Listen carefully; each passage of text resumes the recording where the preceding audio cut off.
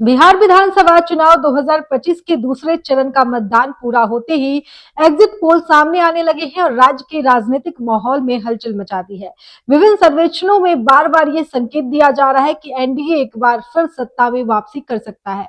भाजपा और जदयू के गठबंधन को राज्य की आधी से अधिक सीटों पर मजबूत पकड़ बनाते दिखाया गया है।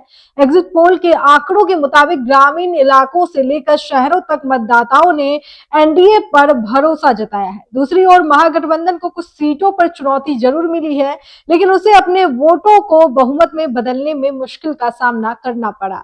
तेजस्वी यादव की सभाओं में बड़ी भीड़ जुटी, लेकिन मतदान पर इसका असर उतना मजबूत नहीं दिखा। एग्जिट पोल में सीटों का जो अनुमान लगाया गया है, चलिए आपको विस्तार से बताते हैं। एनडीए को 133 से 159 सीटें, महागठबंधन को 75 से 101, जन स्वराज पार्टी 5 और अन्य 2 से 8 सीटें।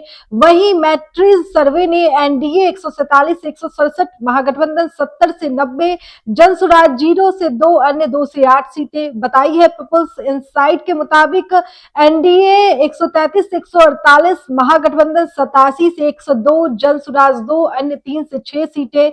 वहीं पोल्स ऑफ पोल्स की तरफ से एनडीए 138 से 155, महागठबंधन 82 से 98, जन स्वराज 2, अन्य 3 से 7 सीटें का संकेत दिया गया है।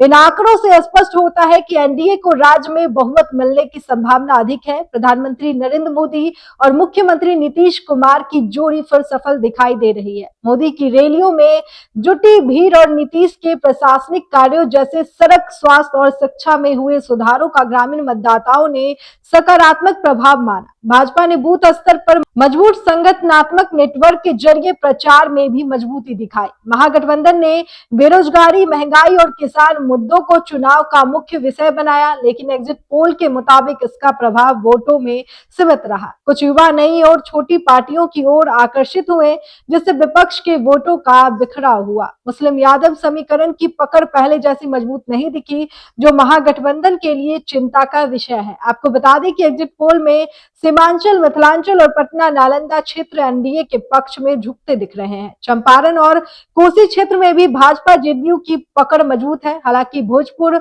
मगध और बेगूसराय जैसे इलाकों में मुकाबला कड़ा है, लेकिन कुल मिलाकर हवा एनडीए की ओर दिखाई देती है। हालांकि एग्जिट पोल सिर्फ अनुमान है और अंतिम फैसला 14 नवंबर को होने वाली मतगणना में ही स्पष्ट होगा। फिर भी इन आंकड़ों ने एनडीए खेमे का मनोबल बढ़ा दिया है और राजनीतिक परिदृश्य में चर्चा, रणनीति और उम्मीदों को नया आयाम दिया है। बिहार की राजनीति फिलहाल चुनावी उबाल में है और हर नजर 14 नवंबर की मतगणना पर टिकी हुई है, जब जनता का असली फैसला सामने आएगा।